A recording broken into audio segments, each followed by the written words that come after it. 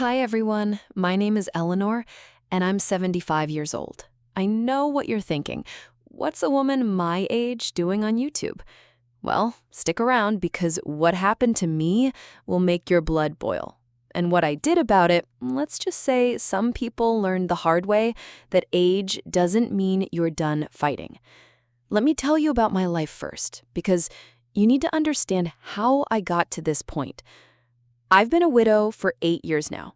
My husband, James, passed away after 47 years of marriage. And honestly, I thought my life was pretty much over when he died. We had 2 children together, my son, Kevin, who's now 52, and my daughter, Lisa, who's 48. For the past 8 years since James died, I've been living with Kevin, his wife, Ashley, and their 2 teenage kids, my granddaughter Emma, who's 16, and my grandson Tyler, who's 14. When James passed, Kevin insisted I move in with them. "Mom, you can't live alone at your age," he said. "We have plenty of room and the kids would love to have Grandma around." And you know what? I believed him. I was so grateful, so relieved that my son wanted to take care of me. I sold my house, the house where James and I raised our children, where we celebrated anniversaries and Christmas mornings, where we grew old together. I took that money, about $380,000, and you know what I did with it? I gave it all to Kevin, every single penny. For the family, I told him, for Emma and Tyler's college funds, for house improvements, for whatever you need. I thought I was being the perfect mother, the perfect grandmother. I thought I was contributing to the family that had welcomed me with open arms. But here's what nobody tells you about moving in with your adult children. Actually, let me back up first, because you need to understand what my life was like before this nightmare began. I wasn't just sitting around being useless. Oh no. Every morning, I was up at 6 a.m. making breakfast for everyone. Kevin had to be at work by 8. Ashley worked part-time at a boutique, and the kids needed to get to school. I cooked, I cleaned, I did laundry, I grocery shopped with my own Social Security money because it's the least I could do for staying there rent-free. Rent-free. That's what Ashley started calling it after the first year. Well, she is staying here rent-free, Kevin. I'd hear her whisper when she thought I couldn't hear, as if my $380,000 gift and daily unpaid labor meant nothing. I helped Tyler with his math homework every night. I taught Emma how to bake my famous chocolate chip cookies, the same recipe I'd used when Kevin was her age. I waited up when they came home late from dates or friends' houses, just like any worried grandmother would. I thought we were a family. But slowly, things started to change. At first, it was small things. Ashley would redo the laundry I'd just finished, saying I didn't do it right. She'd throw away leftovers I'd carefully saved, claiming they were too old, even though I'd just made them the night before. When I'd offer to help with dinner, she'd sigh dramatically and say, "No, Eleanor, I'll handle it. You just rest." Rest, like I was some decrepit old woman who couldn't boil water. Then came the comments about my appearance. "Eleanor, maybe you should think about updating your wardrobe," Ashley would say with that fake sweet smile of hers. "Some of your clothes are looking a bit dated." Or my personal favorite, "Maybe we should look into getting you a makeover. There are some lovely salons that specialize in mature women." Kevin never said anything. My own son, who I raised, who I sacrificed everything for, just stood there while his wife slowly chipped away at my dignity. But wait, it gets worse. So much worse. About 2 years ago, they started having these family meetings about household rules, about boundaries, about how I needed to respect their space since it was their house. Never mind that my money had paid for the new kitchen renovation, the deck addition, Tyler's braces, and Emma's car. Never mind that I'd given up my entire life to be there. The rules started innocently enough. Don't use the main bathroom during busy times, meaning basically any time anyone else might need it. Don't watch TV in the living room during the evening because that was family time, and apparently I wasn't family enough to be included. Don't cook dinner anymore because Ashley preferred to handle meal planning. Then came the big one. I needed to start contributing more financially. My Social Security wasn't enough anymore. They needed me to get a part-time job. Let me pause here and let that sink in. They wanted me, a 73-year-old woman at the time, to get a part-time job to contribute more money to the household that I'd already given nearly $400,000 to. But you know what I did? I got the job. I swallowed my pride and got a job at the local library, shelving books and helping with basic computer questions 3 days a week. It wasn't much money, but it was something, and every penny went to the household fund that Ashley managed. "It's so nice that you're staying active, Eleanor," she'd say, like working at 73 was some kind of hobby I'd picked up for fun. The kids started treating me differently, too. Emma, who used to bake with me and tell me about her boyfriend troubles, suddenly became too busy for Grandma. Tyler stopped asking for help with homework. Family dinners became quiet affairs where I felt like an outsider at my own son's table. But here's the thing that really gets me. They started making decisions about my life without asking me. They switched my doctor to someone more convenient to their schedule. They moved my bedroom from the nice guest room upstairs to the basement because they needed the upstairs room for Ashley's new home office. The basement was damp, cold, and the ceiling was so low that I hit my head on the water pipes if I wasn't careful. "It's more private for you down here," Ashley explained, like she was doing me a favor. I started feeling like a ghost in that house, like I was disappearing a little bit more each day. My opinions didn't matter. My comfort didn't matter. I was just there, taking up space, being tolerated. And then came Kevin's 52nd birthday party. And that's when everything changed forever. Actually, let me set the scene for you because this is where things get absolutely unbelievable. Ashley had been planning this party for weeks. It was going to be a big backyard barbecue with all of Kevin's friends from work, some old college buddies, neighbors, family, about 30 people total. I offered to help with the preparations. Of course, I've thrown my share of parties over the years. But Ashley waved me off. "Don't worry about it, Eleanor. I've got everything handled." The day of the party, I spent the morning cleaning the house from top to bottom while Ashley got her hair done. When she came back, she looked at my work and immediately started redoing everything. "The glasses need to be arranged differently," she said, moving the perfectly clean glasses I'd just organized. "And these napkins don't match the theme."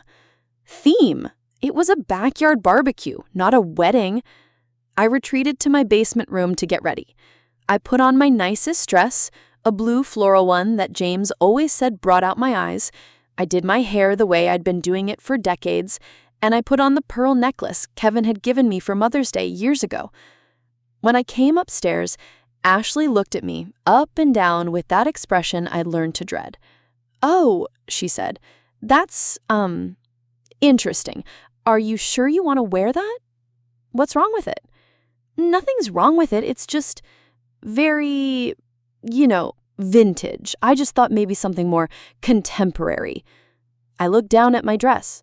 It was perfectly appropriate, clean, modest, nice.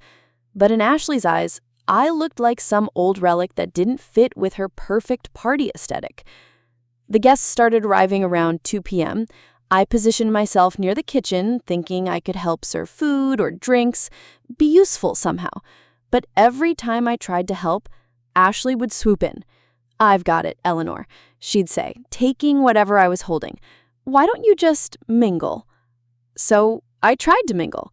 I talked to Kevin's coworkers, asking about their families, their jobs, but I could feel it, that polite tolerance you show to someone's elderly relative that you have to be nice to but don't really want to talk to. After a few minutes, they'd drift away to talk to someone more interesting, someone closer to their own age. Kevin was completely absorbed in playing host, barely acknowledging I was there. When I tried to join conversations he was having, he'd give me these tight smiles and find ways to steer the conversation away from anything I might contribute to. I started to feel invisible again, like I was watching the party through glass. But here comes the part that still makes my hands shake when I think about it. Ashley had set up this beautiful buffet table on the deck. White tablecloth, fancy serving dishes, beautiful flower arrangements. There were 2 picnic tables set up with matching tablecloths and centerpieces where people could sit and eat. She'd clearly put a lot of thought into the presentation. People started getting their food around 4 p.m. I waited until most of the guests had gone through the line before getting mine. I didn't want to seem pushy or greedy. I got a burger, some potato salad, a little bit of everything, and looked around for somewhere to sit. Both picnic tables were full. People were standing around the deck, balancing plates and chatting. I looked for an open spot, a folding chair, anything. And that's when Ashley appeared beside me. "Eleanor," she said quietly, "I think it might be better if you ate inside." Inside? I looked around confused. Everyone else was outside enjoying the party. Why?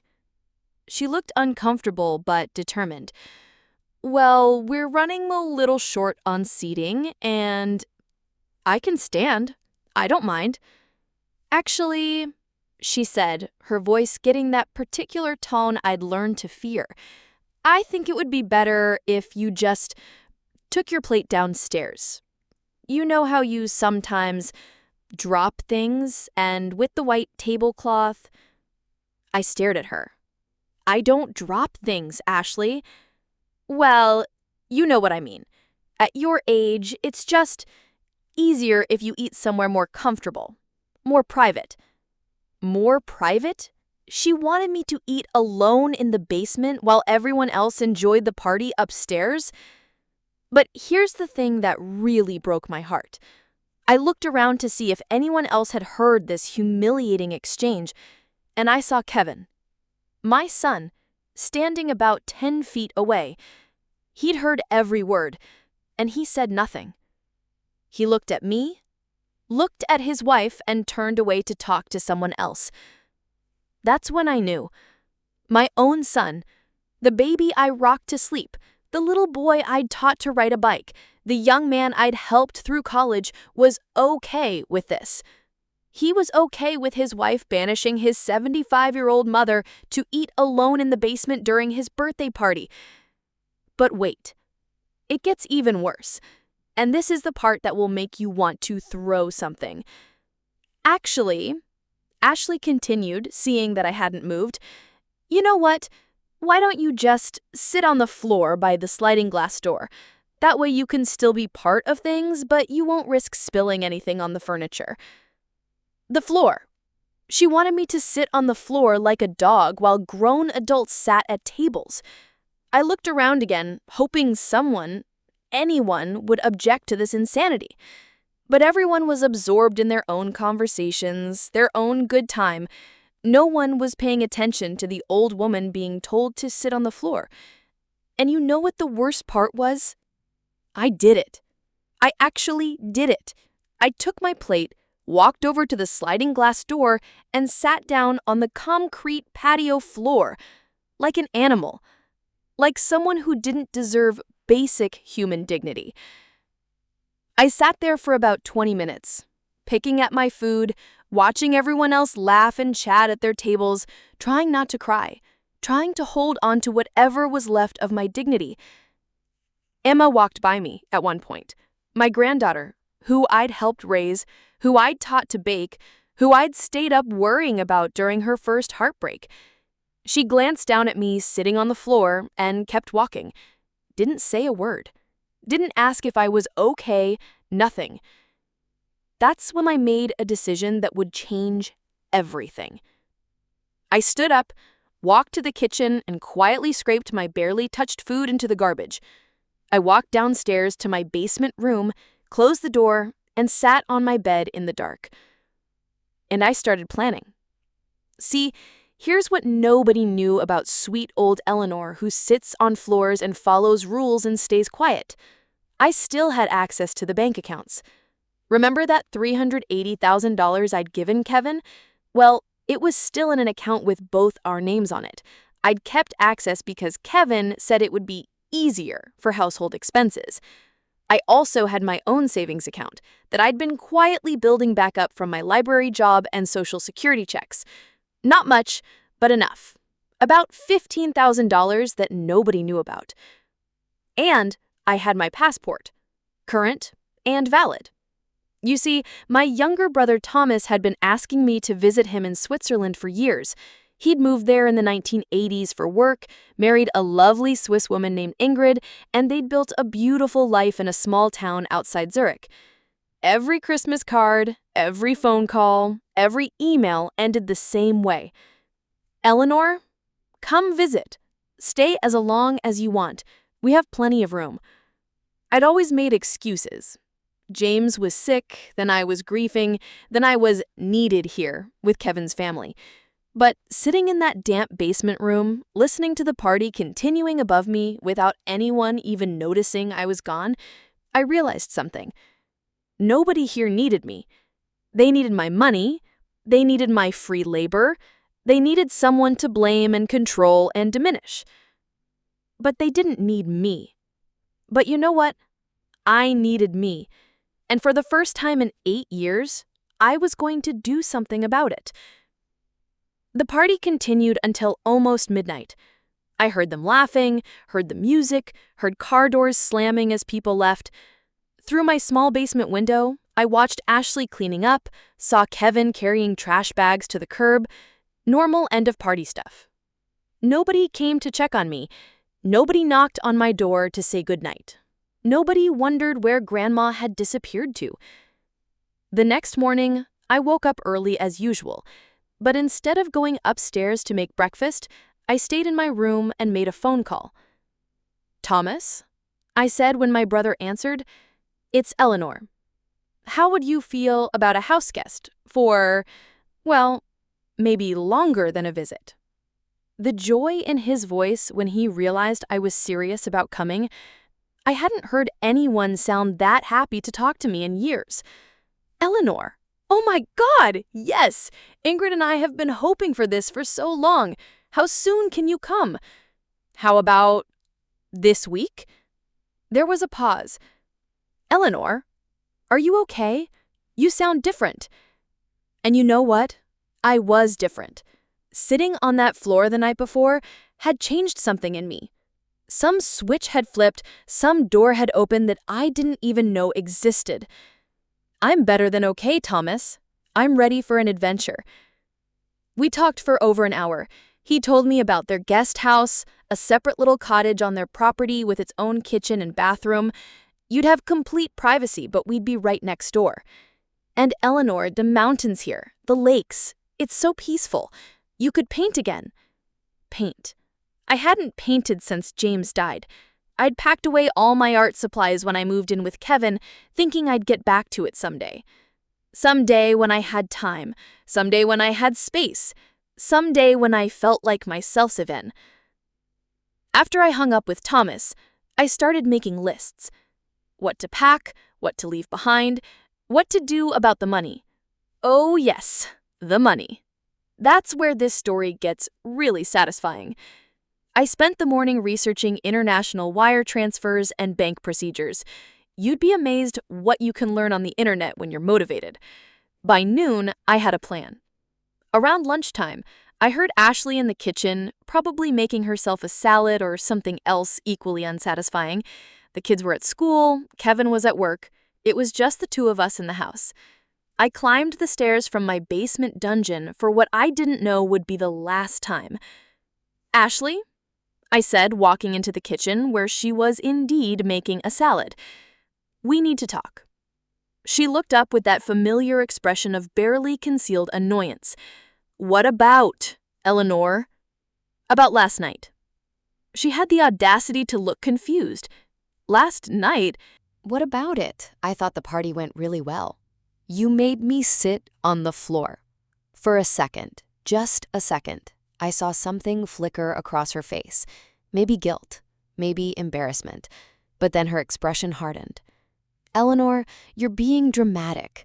I was just trying to find the best solution for everyone. The seating situation was complicated, and you thought I should sit on the ground like a dog while everyone else sat at tables. That's exactly what happened. And Kevin saw it, and he said nothing. Ashley set down her fork and crossed her arms. Look, Eleanor, I think you might be taking this too personally. We were all just trying to make the best of a difficult situation. Difficult situation. That's what I was to her. A difficult situation that needed to be managed. You're right, I said, and I watched her face relax with relief. It was a difficult situation, and I'm going to solve it. Good, she said, picking up her fork again. I'm glad you understand. I do understand. I understand that I've been incredibly stupid for 8 years, but that's about to change. And that's when I told her about my plan to visit Thomas in Switzerland for an extended stay, maybe permanent. You should have seen her face. The fork stopped halfway to her mouth. What do you mean permanent? I mean, I'm going to go live with my brother who actually wants me around. But you can't do that. What about the kids? What about Kevin? What about helping with the house? What about the free labor, is what she meant. What about the extra income from my job?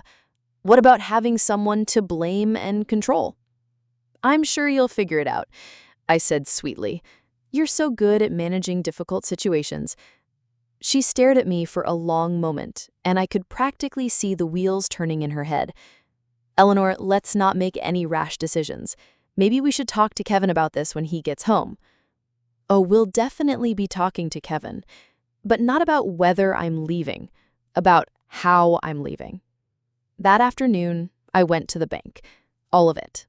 The joint account with my $380,000, my personal savings, everything. I withdrew it all and immediately wired $350,000 to a new account I'd opened at a Swiss bank. Thomas had helped me with the details over the phone. I kept $30,000 in cash for travel expenses and immediate needs. The rest, the money that paid for their kitchen renovation, their deck, their cars, their kids' expenses, was now sitting safely in Switzerland, waiting for me. When Kevin came home that evening, Ashley had clearly filled him in, because he came straight to the basement. Mom, we need to talk. Yes, we do. He sat down on my bed, and for a moment, he looked like the little boy who used to crawl into bed with James and me during thunderstorms. Ashley says you want to move to Switzerland? I don't want to, Kevin. I am. My flight is booked for Thursday. Thursday? Mom, that's 3 days away. Don't you think this is a little sudden? I looked at my son. Really looked at him. When had he become this stranger who could watch his wife humiliate his mother and say nothing? Kevin, do you remember last night? He shifted uncomfortably. What about it? Do you remember where I ate dinner? A long pause. Mom, do you remember watching your wife tell me to sit on the floor and saying nothing about it? She didn't mean it like that. She was trying to put me in my place, and my place, apparently, is on the floor. And you were okay with that? I wasn't okay with it. It was a stressful situation, and I didn't want to make a scene. A scene. Standing up for your mother would have been making a scene. He ran his hands through his hair, looking frustrated. Mom, you're being unfair. We've taken care of you for 8 years. We gave you a home when Dad died. Stop. I held at my hand. Just stop right there. You gave me a home? I gave you $380,000, Kevin. I've been your live-in housekeeper, babysitter, and cook for 8 years. I've contributed my Social Security and my job income to your household expenses. I moved into your basement and followed your life's rules and disappeared myself bit by bit until last night when I finally disappeared completely and none of you even noticed. But here comes the part you've all been waiting for. I reached into my purse and pulled out a bank statement, the one showing the zero balance in our joint account. "What's this?" Kevin asked, taking the paper. "That's the account where I put my $380,000 8 years ago. As you can see, the balance is now zero." His face went white. What do you mean it's zero?" "I mean, I took my money back. It's now in Switzerland waiting for me." The look on his face. I wish I could bottle that expression and save it forever. Pure shock, followed by panic, followed by anger. "You can't do that. That money has been part of our household budget for years. We have expenses, we have plans. We need that money. You needed that money when it was convenient, when it could pay for your renovations and your kids' cars and your wife's shopping habits. But apparently you don't need the person who provided it." "Mom, that's not fair. We're family. You know we love you." "Family doesn't make families sit on floors." And that's when Ashley appeared in the doorway, having obviously been listening from upstairs. "Eleanor, you're being absolutely ridiculous. So there was a little misunderstanding about seating arrangements. That doesn't justify stealing money from your own family." Stealing. She said I was stealing my own money. "Ashley," I said, standing up to face her, "that money was mine before I gave it to Kevin, and now it's mine again. If you have a problem with that, maybe you should have thought about it before you treated me like garbage." "We did not treat you like garbage. We gave you a home. We included you in everything. You made me live in the basement. You gave me a list of rules like I was a teenager. You monitored my bathroom usage and my TV time. You made me get a job at 73 and took every penny I earned. And then, as the grand finale, you made me sit on the floor during your party like I was some kind of animal. If that's how you treat family, I'd hate to see how you treat enemies." Kevin stood up, and I could see he was getting angry. "Mom, you're blowing this way out of proportion. One incident? Don't. One incident?" I laughed, and it felt good to laugh at the absurdity of it all. "Kevin, your wife has been systematically destroying my dignity for 8 years, and you've watched it happen. The seating arrangement was just the final insult." "But the money, Mom, you can't just take all that money. We've built our lives around having that security, the kids' college fund, the mortgage, everything." And this is the part where I really let them have it. "The money that paid for Emma's car, that was my money. The money that renovated your kitchen, mine. The money in Tyler's college fund, mine. The money that paid for Ashley's home office upstairs, the one that displaced me to the basement, mine. All mine. And now, it's gone." "But we're family," Ashley shrieked. "You can't just abandon your family." "Watch me." I walked to my closet and pulled out the suitcase I'd already packed. Everything important to me fit in 2 bags. Funny how a whole life can fit in 2 bags when you get rid of all the things that don't matter. "Where are you going to stay until Thursday?" Kevin asked, and I could tell he was hoping I'd back down, that I'd admit I was being hasty and needed more time to think. "I'm staying at the Marriott downtown tonight. Tomorrow, I'm going to buy some new clothes that are more contemporary, as Ashley would say. Then I'm going to get my hair done at one of those lovely salons that specialize in mature women. And Thursday morning, I'm getting on a plane to Zurich, where my brother is excited to see me." I headed for the stairs, my bags in hand. "Mom, wait," Kevin called after me. "Let's talk about this. Let's figure out a solution." I turned around and looked at him. "Kevin, for 8 years, I've been hoping you'd remember that I'm your mother. I've been waiting for you to stand up for me, to defend me, to treat me with basic respect. Last night when I was sitting on that floor, I realized I could wait forever and it would never happen. So I'm done waiting. And if things were different, if we could work this out." I shook my head. "It's too late for that. You showed me who you really are, and I believe you." Ashley followed us upstairs, clearly panicking. "Alamar, be reasonable. You're 75 years old. You can't just run off to another country. What if something happens? What if you get sick? What if I'm finally happy?" I interrupted. What if I finally live somewhere where I'm wanted instead of tolerated? What if I spend my remaining years with people who love me instead of people who see me as a burden? I reached the front door and turned around one last time. Kevin, I hope you and Ashley have a wonderful life together. I hope you figure out how to pay your bills without my Social Security checks and my job income. I hope you enjoy your basement. Maybe one of you can move down there and see how it feels. Mom? Kevin's voice was small now, like a child who was just realizing he'd broken something that couldn't be fixed. Goodbye, Kevin. Tell the kids I love them and that they can contact me through Uncle Thomas if they ever want to talk to their grandmother again. And with that, I walked out the door. But oh, honey, you think that's the end of the story? That's just where it gets good, because what happened next, well, let me just say that karma has a beautiful way of working things out. Let me tell you about my first night of freedom.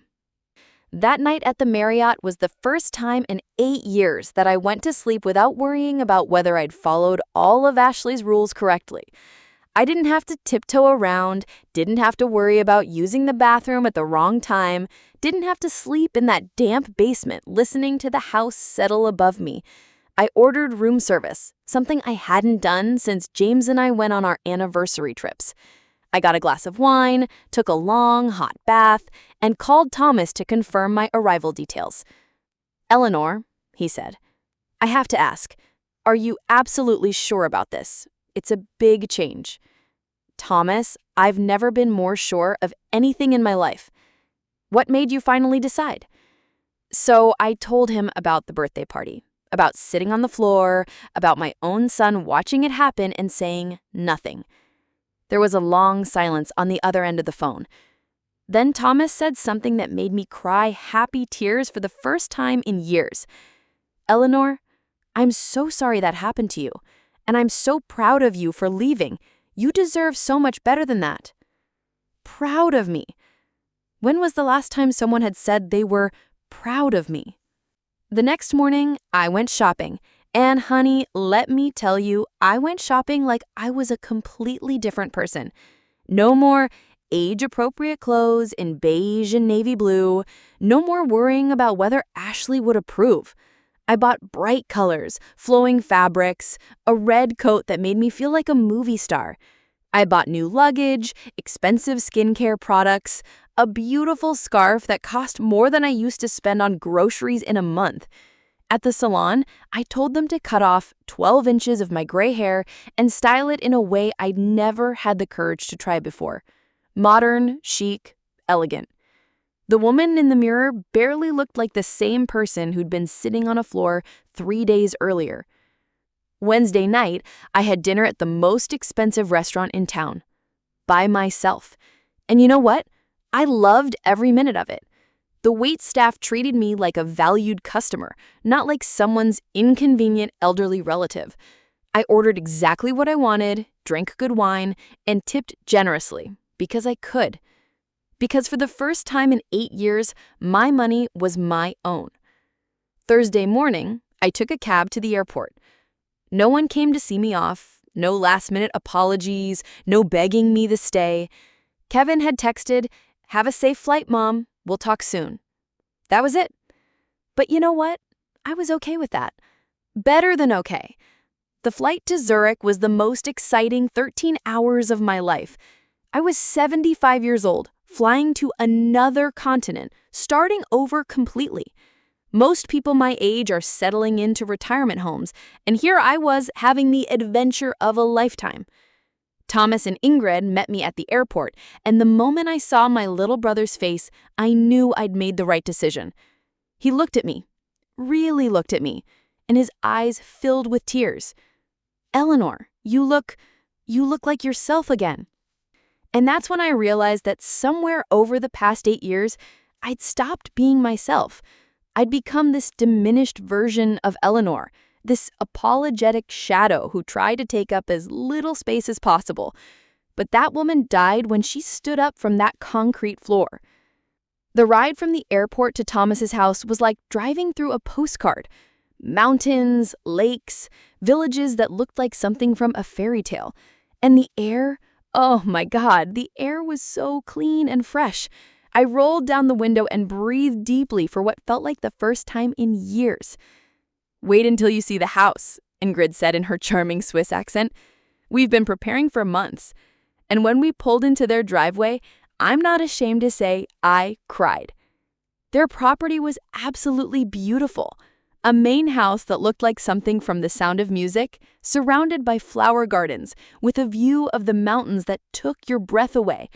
And next to it, connected by a stone pathway, was the guest cottage that would be my new home. It's yours for as long as you want it, forever if you'd like.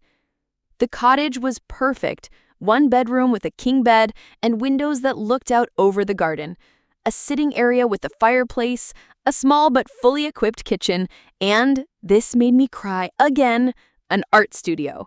Thomas had converted the sunroom into a painting studio, complete with an easel, canvases, and all the supplies I could ever need. He remembered how much I loved to paint. "I thought maybe you'd want to start again." That first week was like being reborn. I woke up when I wanted to wake up. I ate what I wanted to eat. I painted for hours, rediscovering the joy I'd forgotten I could feel. Thomas and Ingrid included me in everything, but never made me feel obligated to participate. If I wanted to join them for dinner, wonderful. If I wanted to stay in my cottage and read, that was wonderful too. I started taking German lessons from a local teacher. I joined a hiking group for seniors. And let me tell you, Swiss seniors put American seniors to shame when it comes to staying active. I was keeping up with people my age who were climbing mountains and swimming in lakes.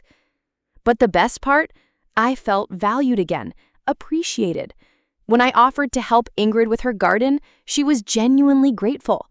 When I shared stories about my life with James, about raising Kevin and Lisa, people listened with interest, not the polite tolerance I'd grown to accustom to. 3 weeks after I arrived, I got my first call from Kevin. "Mom, we need to talk." "Hello, Kevin. How are you?" "How am I? We're having some financial difficulties. Ashley had to take a second job. We're looking at refinancing the house. The kids are asking about their college funds." I let that hang in the air for a moment. "I see." Mom, about that money, we really need it back. I know you were upset about the party, but surely we can work something out." And this is where I almost lost it, but in the best way possible. "Kevin, let me ask you something. How much is my dignity worth?" "What? You heard me. Put a price on it. How much should I have to pay to be treated like a human being in my own house?" "Mom, that's not how I meant it." "That's exactly how you meant it. You want me to give you back the money so you can continue living the lifestyle that my contributions funded, but you don't want to address the fact that you allowed your wife to systematically humiliate me for years?" "She didn't. Kevin, I sat on the floor at your birthday party." Your 75-year-old mother sat on concrete like a dog while your guests ate at tables, and you watched it happen. A long pause. "Mom, I'm sorry about that. Ashley feels bad about it too. We both realize it was wrong." "Ashley feels bad? Well, that's wonderful. I'm sure her feeling bad will pay your mortgage." "That's not fair." "You know what's not fair, Kevin? Your children having to learn that their father prioritizes money over treating people with basic respect. You know what's not fair? Me wasting 8 years of my life trying to earn love from people who only valued my bank account." But here's where the story gets really satisfying, because what happened next shows just how much they'd been depending on me. Over the next few weeks, the calls and texts became more frequent, more desperate. It turns out that losing $380,000 and my monthly contributions had consequences they hadn't anticipated. Ashley had to take a full-time job at a department store because her boutique hours weren't enough anymore. Kevin started working overtime and weekends. They had to cancel their family vacation to Hawaii. Emma's car broke down and they couldn't afford to fix it. Tyler's private music lessons had to stop. The house that had seemed so important to maintain its pristine condition, they had to take on a tenant to help with the mortgage. Someone was now living in Ashley's precious home office. "Mom," Kevin called one evening, "Emma wants to talk to you." My granddaughter got on the phone and I could hear tears in her voice. "Grandma Eleanor, I miss you so much. Can you please come home? Everything's been so stressful here since you left." And my heart broke a little bit, because Emma was an innocent victim in all this. But you know what I told her? "Emma, sweetheart, I love you so much, but this is my home now, and if you ever want to visit your grandma in Switzerland, you're always welcome here." "But what about college? Dad says there might not be money for college now." "Emma, your father received $380,000 from me 8 years ago. If he spent it all instead of saving it for your and Tyler's education, that's not my fault. That's his." 3 months into my Swiss adventure, I got a call that made everything worth it. It was Lisa, my daughter, calling from California. "Mom, Kevin told me what happened. I am so sorry. I had no idea Ashley was treating you like that." "You couldn't have known, sweetheart. I never told anyone how bad it had gotten." "Mom, I need to tell you something. I never liked Ashley. I thought she was controlling and mean, but I figured it wasn't my place to say anything since Kevin seemed happy." "Well, he doesn't seem very happy now." "No, he doesn't. Mom, I also need to tell you that I'm proud of you for leaving. I know it couldn't have been easy." There was that word again, proud. "Lisa, do you want to come visit me here? I'd love to show you my new life." And she did. Lisa came for 2 weeks in the fall, and seeing Switzerland through her eyes reminded me how magical this place truly was. We hiked in the mountains, visited local markets, painted together in my studio. She met Thomas and Ingrid and fell in love with them immediately. "Mom," she said one evening as we sat by the fireplace in my cottage, "you seem like a completely different person. You seem happy." "I am happy, honey. Happier than I've been in years. I'm so sorry you went through all that with Kevin and Ashley, and I'm sorry I wasn't there to help. You're here now. That's what matters." On her last day, Lisa said something that I'll never forget. "Mom, I want to be like you when I grow up. Brave enough to start over when something isn't working." Start over? At 75?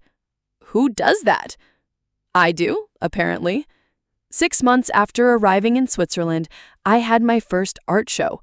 A small gallery in the village featured my paintings, landscapes of my new home, portraits of local people who'd become friends, abstract pieces that expressed emotions I'd been suppressing for years. Thomas and Ingrid threw a reception, and half the town came. People bought my paintings. Actual strangers gave me money for art I'd created. I hadn't felt that kind of validation since, well, maybe ever.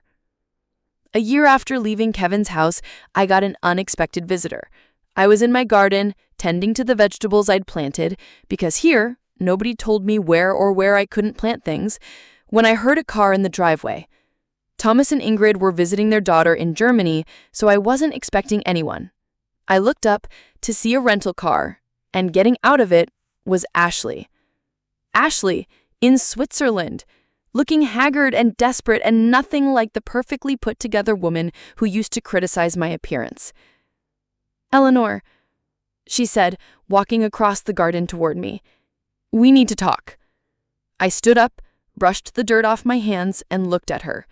Really looked at her. She'd aged years in the 12 months since I'd seen her. Her hair was different, cheaper, cut less maintained. Her clothes were nice, but not designer like they used to be. The stress was written all over her face. "Ashley," I said calmly, "this is unexpected." "Eleanor, I came to apologize and to ask you to come home." I gestured toward the garden chairs Thomas had set up under the apple tree. "Have a seat. Tell me what's really going on." So she did. And, honey, let me tell you, it was everything I could have hoped for in terms of karma. but also heartbreaking because I could see how much pain everyone was in. They'd had to sell the house. The mortgage payments were too high without my contributions, and they couldn't afford the upkeep. They were now renting a small apartment across town. Ashley was working 50 hours a week at a job she hated. Kevin was stressed constantly about money. Emma had gotten a part-time job to help with family expenses instead of focusing on her senior year of high school. Tyler had become withdrawn and angry about all the changes. "It's been hell, Eleanor. Complete hell. And it's all my fault." "Yes," I said simply. "It is." She flinched but continued. "I know I treated you terribly. I know I was controlling and mean, and I made you feel unwelcome in what should have been your home too. You made me sit on the floor, Ashley." "I know, and I replay that moment every single day. I don't know what I was thinking. I don't know why I thought that was okay." I do. You thought it was okay because you'd been chipping away at my dignity for so long that making me sit on the floor seemed like a natural next step. You'd gotten away with controlling every other aspect of my life, so why not that too? But please, think about the kids. Think about Emma and Tyler. They love you. They miss their grandmother. And that almost got me. Almost. Because I did love those kids. Ashley, Emma and Tyler are welcome to visit me here anytime. They can spend summers here, holidays, whatever they want. But I'm not coming back to that life. What about the money? The money you took? The money I took back. The money that was mine to begin with. But Eleanor, we based our whole financial plan around having that money. We made decisions. We have obligations. You made decisions assuming you could continue to treat me poorly and I'd never leave. You were wrong. Ashley sat there crying for a while, and I almost felt sorry for her. Almost. Ashley, let me ask you something. If I came back tomorrow and gave you the money back, how long do you think it would take before you started treating me the same way again? She opened her mouth to protest, but I held up my hand. Be honest. How long before I'd be back in the basement? How long before you were making rules about when I could use the bathroom and what I could watch on TV? How long before I was your unpaid housekeeper again? She couldn't answer because we both knew the truth. Ashley, I don't hate you. I actually feel sorry for you. You had someone who loved your family, who was willing to contribute everything she had to help you build a good life, and you threw it away because you needed someone to control. That's sad. So that's it. You're never coming back. I'm never coming back to that life. If you want to visit me here, if you want to try to build a real relationship based on mutual respect, I'm open to that. But the old Eleanor who sat quietly while you diminished her, she's gone forever. Ashley left the next day. We didn't hug goodbye. We didn't promise to stay in touch. She just left, and I haven't seen her since. But the story doesn't end there, because 6 months later, something wonderful happened. Emma graduated high school and asked if she could spend the summer with me before starting college. Not because the family needed money, though they certainly did, but because she genuinely wanted to get to know her grandmother again. Those 3 months with Emma were magical. I taught her to paint, we hiked in the mountains, we visited museums and markets and cafes. She practiced her German with my tutor and made friends with local young people. We talked about everything: her dreams, her fears, her relationship with her parents, her plans for the future. "Grandma," she said one evening as we sat watching the sunset over the lake, "I'm sorry about how we treated you before. I was young and stupid, but that's not an excuse. Emma, you were a child following the adult's lead. You don't need to apologize." "Yes, I do. I walked past you when you were sitting on the floor at Dad's party. I saw you there, and I didn't say anything. I should have said something." "What would you say now, if you could go back?" "I'd say, 'Grandma, come sit with me at the table. Anyone who has a problem with that can deal with me. And that's when I knew that Emma had learned something valuable from this whole mess. She'd learned what it looks like when people fail to stand up for what's right, and she'd decided to be different. Tyler visited the following summer, and he had a similar awakening. Both kids started calling me regularly, not asking for money or trying to convince me to come back, but just because they wanted to maintain a relationship with their grandmother. Kevin calls sometimes too, usually when he's having a particularly hard financial month. He's never apologized. Not really. He's expressed regret about how things ended and said he wishes we could work something out. But he's never acknowledged that what happened to me was wrong. But you know what? I don't need his apology anymore. I used to think I needed him to admit what he'd done, to validate my experience, to show that he understood how much he'd hurt me. But I don't need that anymore. I know what happened. I know what I'm worth, and I know that I made the right choice. 2 years into my Swiss life, I did something I never thought I'd do again. I started dating. His name is Henrik. He's 78-year-old retired professor, and he treats me like I'm the most fascinating woman he's ever met. We go to concerts, we travel together, we have long conversations about books and art and life. He tells me I'm beautiful and intelligent and funny, and you know what? I believe him, because I am all those things. I was all those things. I just forgot for a while. Last month, Henrik asked me to marry him at 77 years old. Can you believe it? A man who's excited about spending his remaining years with me, who thinks I'm a catch, who can't wait to introduce me to his children and grandchildren as his beloved fiancé. I said yes, obviously. We're having a small ceremony next spring in Thomas and Ingrid's garden. Lisa is flying in to be my maid of honor. Emma and Tyler are coming too. They've fallen in love with Henrik and are thrilled that their grandmother found love again. Kevin won't be there, not because I didn't invite him, but because he can't afford the trip. And while I feel sad about that, I'm not responsible for fixing the financial mess he created when he chose his wife's ego over his mother's dignity. You know what I've learned from all this? It's never too late to start over. It's never too late to demand the respect you deserve.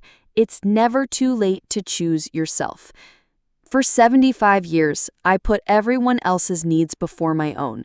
I took care of James through his illness. I raised my children. I sacrificed my dreams and my money and my comfort for other people. And for 8 years, I let Ashley and Kevin convince me that my worth was tied to how useful I could be to them. But sitting on the floor on Kevin's birthday, I realized that I'd rather be alone and respected than surrounded by people who treated me like garbage. Except it turns out I'm not alone. I'm surrounded by people who love me. Thomas and Ingrid, my new friends here in Switzerland, Henrik, my painting students. Oh yes, I teach now. The neighbors who invite me for coffee, the shopkeepers who know my name and ask about my day. I have a life full of joy and adventure and love. I wake up every morning excited about what the day might bring. I go to sleep every night grateful for the courage it took to walk out that door.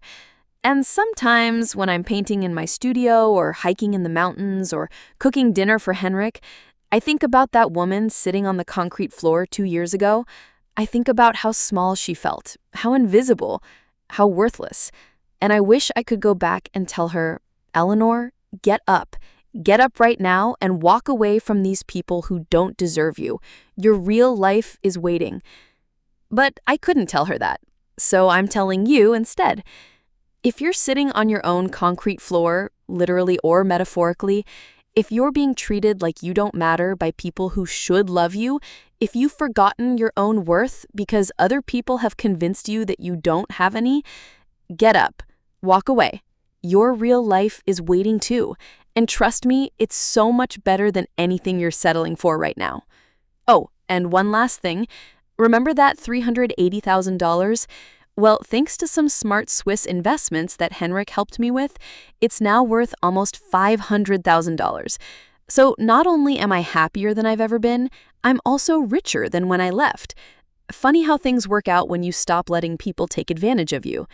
Kevin doesn't know about the investment gains, and honestly, he doesn't need to know. Some lessons are better learned the hard way. Now, if you'll excuse me, I have a wedding to plan, and a mountain to hike, and a painting to finish. Life is short, and I've got a lot of living left to do. And this time, I'm doing it on my own terms. The end. Thank you for listening to my story. I hope it gives someone out there the courage to choose themselves, no matter how old they are or how impossible it seems. It's never too late to demand better. Never too late to get up off the floor.